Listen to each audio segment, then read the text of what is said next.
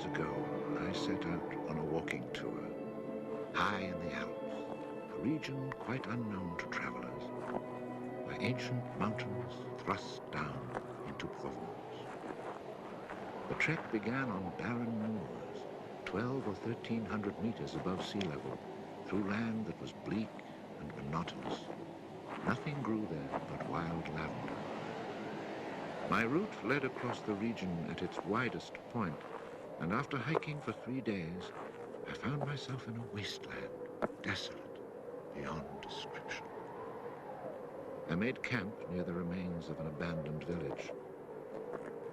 The day before, my water supply had run out and I had to find some. The cluster of houses, although they were in ruins, reminding me of an old wasp's nest, made me think that once there must have been a fountain, or perhaps a well.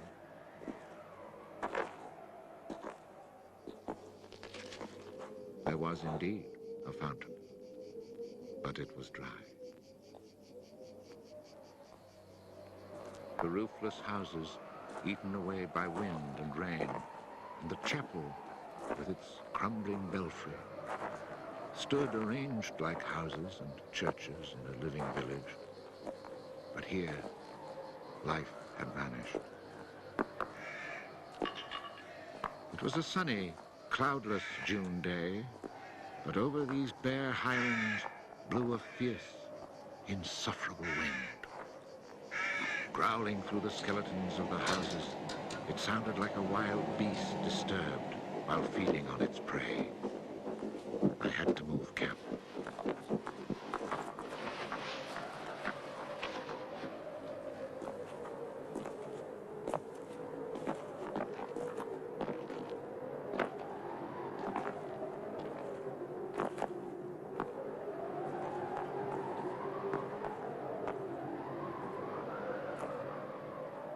After 5 hours of walking, I still had found no water, and I could see nothing that gave me hope of finding any. Everywhere, I came upon the same drought, the same coarse weeds.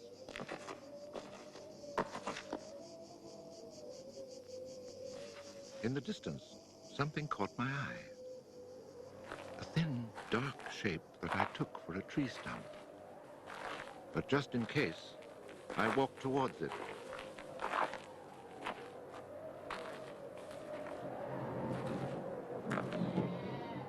It was a shepherd, and beside him, resting on the burning ground, lay about 30 sheep.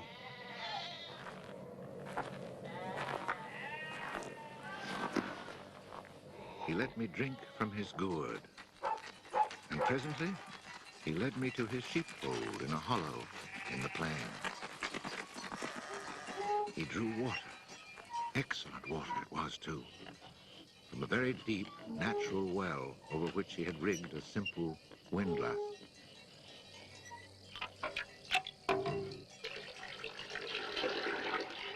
The man spoke very little, often the way with people who live alone, but he appeared sure of himself and confident in his assurance. It all seemed somehow strange in this barren land. He lived not in a hut, but in a real house, a stone house, whose walls clearly showed how his own labor had repaired the ruin it had once been. Its roof was solid and strong, and the wind on its tiles sounded like the sea upon the seashore. Inside, it was neat and tidy, dishes washed, floor swept, shotgun oiled. His soup simmered over the fire. And I noticed that he was freshly shaved, that all his buttons were firmly sewed on, and that his clothes were darned with that meticulous care which makes the mend invisible. He shared his soup with me.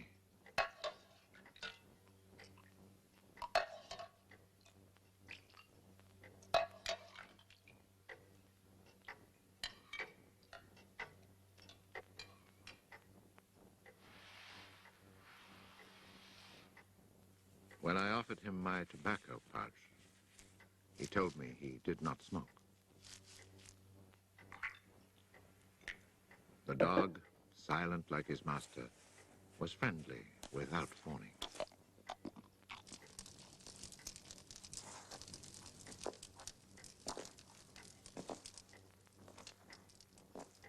It had been agreed that I would spend the night.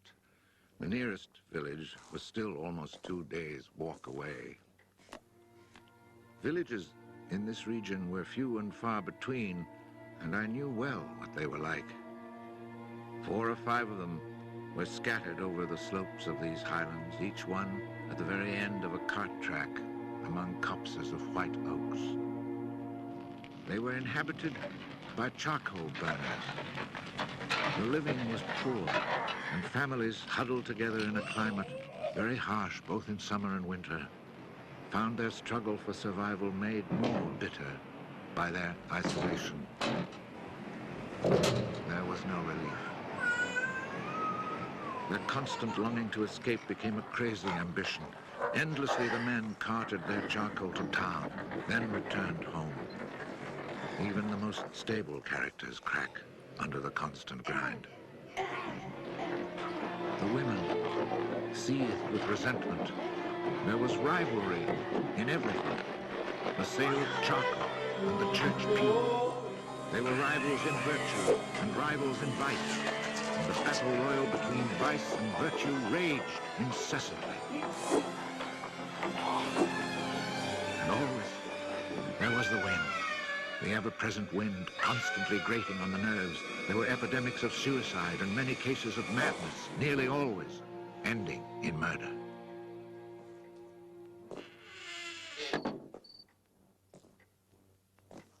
The shepherd, who did not smoke, went to fetch a little sack, and onto the table he emptied a pile of acorns. He began to examine them very carefully, one by one, separating the good from the bad. I sat, smoking my pipe. I offered to help, but he told me it was his work. And indeed, seeing how very carefully he carried out his task, I did not insist. That was the only time we spoke. When he had set aside enough acorns, he divided them into piles of 10. As he did this, he discarded the smaller ones, or those that were cracked. For now, he was examining them very, very closely. When finally there lay before him 100 perfect acorns, he stopped, and we went to our beds. Being with this man brought a great sense of peace. The following morning, I asked him if I might stay on and rest for the day. He found that quite natural, or to be more precise, he gave me the impression that nothing could upset him. The day of rest was not absolutely necessary, but I was intrigued, and I wanted to learn more about him. He led his sheep out of the pen and led them to their grazing. Before he went, he took the little bag of carefully chosen acorns and put them into a pail of water to soak. I noticed that for a walking staff, he carried an iron rod as thick as my thumb and about as high as my shoulder.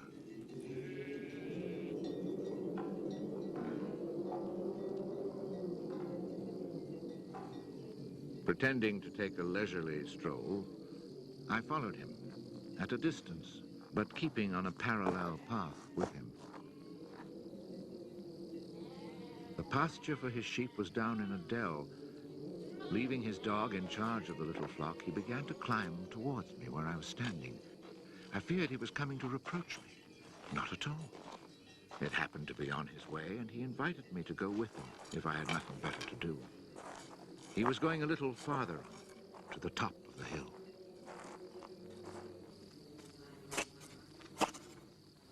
When we reached his destination, he began to drive his iron staff into the ground.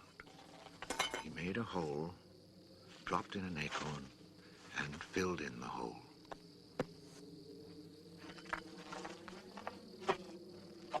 He was planting oak trees. he owned the land. He said no. Did he know who owned it? He did not.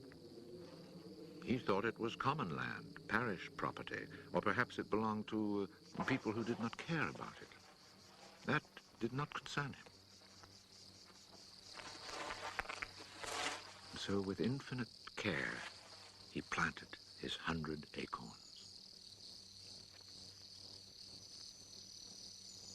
After the midday meal, he began to sort out more of his acorns. I suppose I must have been quite insistent with my questions, because he answered me. For 3 years, he had been planting trees in that desolate country. He had planted 100,000. Of the 100,000, 20,000 had come up. Of these, he still expected to lose half, either to rodents or to any of the unpredictable things which only Providence can account for. That left 10,000 oaks to grow on this tract of land where before there was nothing. It was then that I wondered about the man's age. He was clearly more than 50. 55, he told me. His name was Elzéar Bouffier. He had owned a farm down in the lowlands. It had been his life. He had lost his only son, and then his wife, and had withdrawn into this solitude where he was content to live quietly with his lambs and his dog. It was his opinion that the land was dying, for lack of trees. He added that having nothing very important to do himself, he had resolved to remedy this state of affairs. I was young and only thought of the future as it affected me and my search for happiness.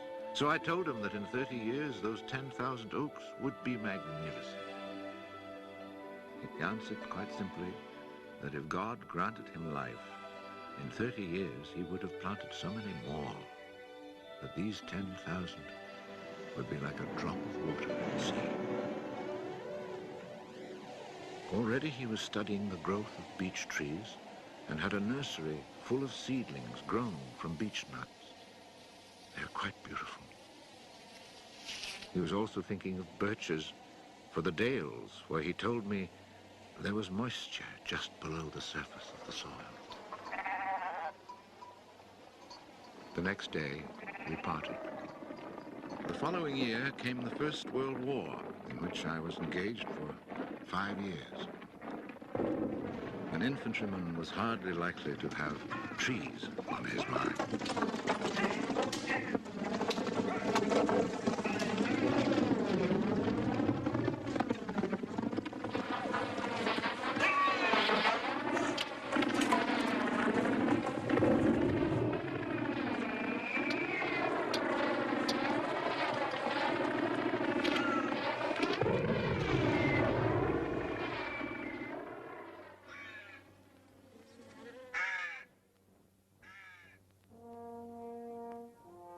After demobilization, I found myself the possessor of a small gratuity and a great desire to breathe pure air.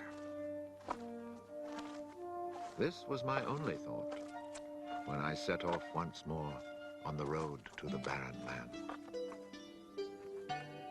The country had not changed. However, in the distance, beyond the deserted village, I noticed a sort of grayish mist that lay on the hilltops like a carpet. The shepherd who planted trees had been in my mind since the day before.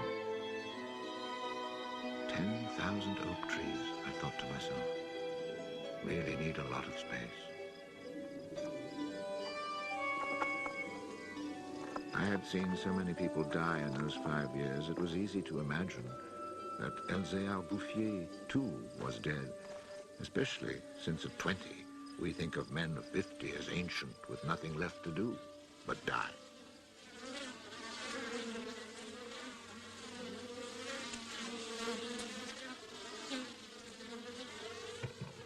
He was not dead. He had changed his occupation. He had only 4 sheep left, but now he had over 100 hives of bees. He had given up sheep because they threatened his young trees. The war had not disturbed him, and he had calmly continued his planting.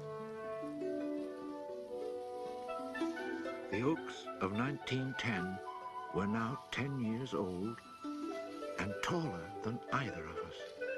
It was such an impressive sight, I was struck dumb. And as he never said a word, we spent the whole day in silence, walking through his forest. It was in 3 sections and measured 11 kilometers long and 3 kilometers at its widest. When I reminded myself that all this was the work of the hand and soul of one man with no mechanical help, it seemed to me that men could be as effective as God in tasks other than destruction. He had followed his dream, and beech trees as high as my shoulder, stretching as far as the eye could see, were witness to it. The oaks were strong and past being at the mercy of rodents. As for Providence, she would have needed a cyclone to destroy this creation of man. He showed me handsome groves of 5-year-old birches planted in 1915, the year I was fighting at the Battle of Verdun. He had set them out in all the hollows where he guessed, and rightly, there was moisture near the surface. They were like young children, tender yet firm and confident. And creation, it seemed, had just followed in a natural sequence. He hadn't worried about it. Resolutely, he had gone about his simple task. On the way down through the village, I saw streams flowing with water, which in living memory had always been dry. This was truly the most impressive effect of creation's natural cycle that I'd ever seen. Long ago, these brooks had been full of water. Among the miserable villages I mentioned before, some were built on sites of ancient Roman villages, and archaeologists digging in the ruins had found fish hooks, whereas in the 20th century, cisterns were needed to ensure even a modest supply of water. The wind had scattered seeds too, and as the water reappeared, so did willow trees, reeds, meadows, gardens, flowers, and a reason for living. But the change had come about so gradually, and that it was simply taken for granted. Of course, hunters who climbed these heights in search of hares and wild boar had noticed the sudden appearance of little trees, but had put it down to some caprice of nature. That is why no one had meddled with the work of the shepherd. If they had suspected it was man's work, they would have interfered. But who would even think of him? Who in the villages or among the authorities could ever have imagined such constant, magnificent generosity?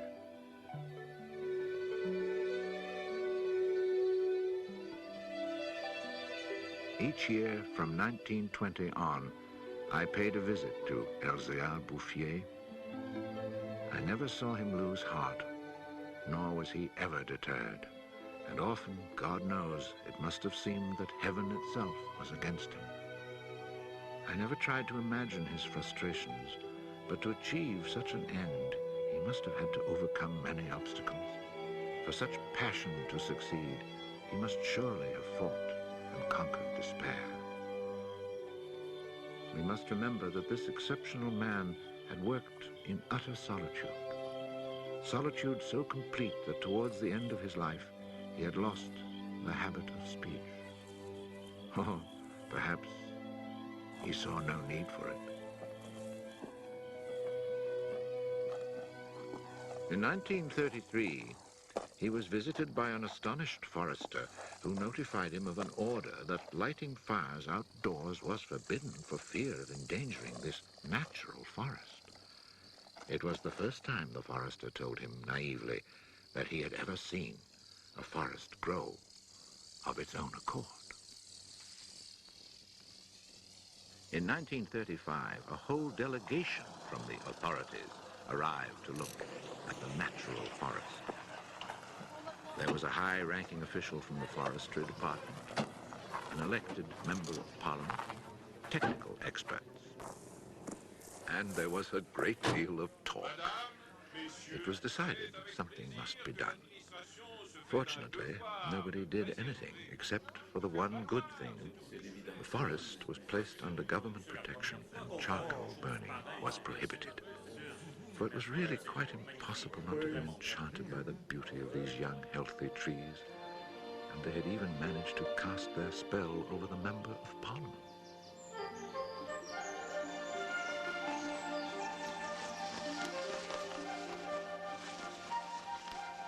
One of the senior foresters in the delegation was a friend of mine, and I explained the mystery to him. The following week, we both set out to find Elzéar Bouffier. He was hard at work about 20 kilometers from where the official inspection had taken place. I was right about my friend the forester. He was able to appreciate all he saw. I offered the eggs I had brought as a present. We all shared our lunch and spent several hours in silent contemplation of the landscape.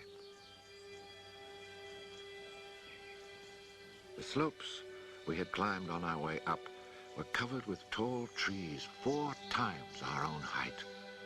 I remembered how it had looked in 1913, desolate, but quiet, regular work, brisk mountain air, the simple life, and above all, peace of mind, had endowed this old man with almost awe-inspiring health. He was one of God's athletes. I wondered how many more hectares he would cover with trees.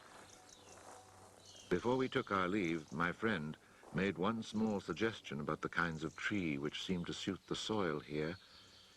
He did not press the point, for the simple reason, he told me afterwards, that this man knows more about it than I do. The idea must have been turning over in his mind, for after we had walked for an hour, he added, he knows more about it than anyone else in the world. He's found a perfect way to be happy. Thanks to this forester, not only the forest, but the happiness of Elzéar Bouffier were protected. The only serious danger to his work occurred during the Second World War. Cars being powered by wood-burning generators. There was never enough wood. So cutting was begun among the oaks of 1910, but they were so far from transportation routes that the whole enterprise proved financially unsound. It was abandoned.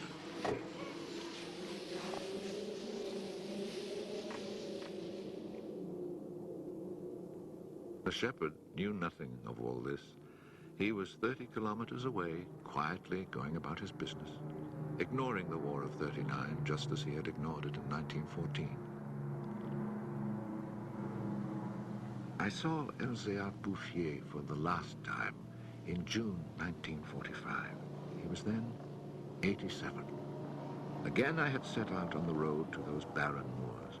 But now, in spite of the dislocation left behind by the war, there was a bus which ran from the Durance Valley up into the mountains.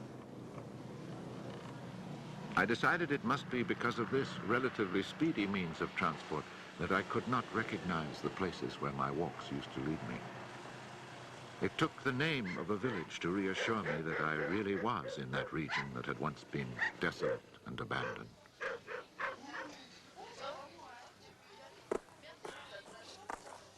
The bus dropped me at Vergon. In 1913, this hamlet of no more than a dozen houses had 3 inhabitants, wild creatures who hated each other, who set snares to make a living. They were people without hope. Now everything was different, even the air itself. Instead of the harsh, dry winds of the past, there was a gentle breeze full of fragrance. From the mountain tops came a sound like rushing water. It was the wind rustling through the forest. And then, even more astonishing, I heard another sound of water. I saw that they had built a fountain that was splashing merrily. And beside it, what I found most touching, someone had planted a linden tree, a perfect symbol of rebirth.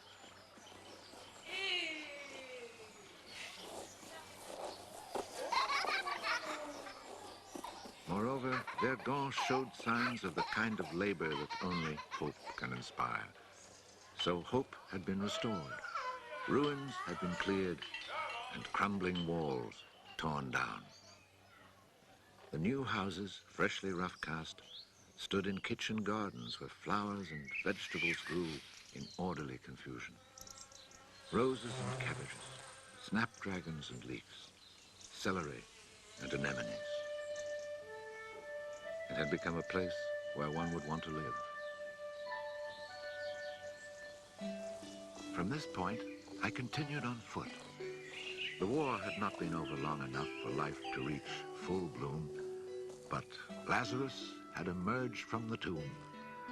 On the lower slopes of the mountain, I could see small fields of young barley and rye, and down in the narrow valleys, the meadows were green.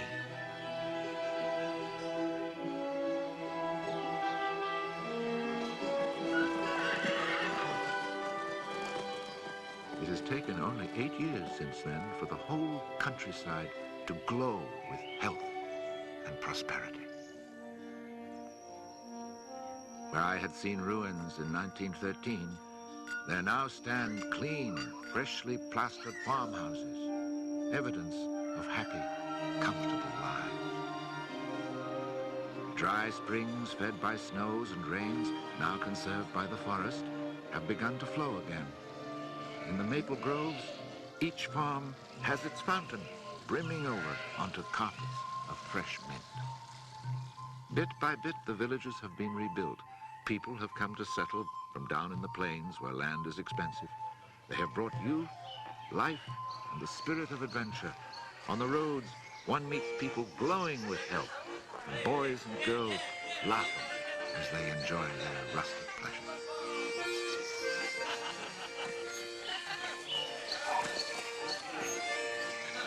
Counting those who lived here before, quite changed by their life in gentle surroundings, and including the newcomers, more than 10,000 people owe their happiness to Elzéar Bouffier.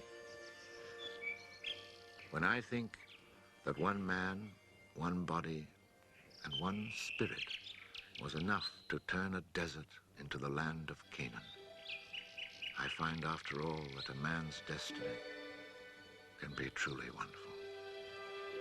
But when I consider the passionate determination, the unfailing generosity of spirit it took to achieve this end, I'm filled with admiration for this old, unlearned peasant who was able to complete a task worthy of God. Elzéar Bouffier died peacefully in Banon in 1947.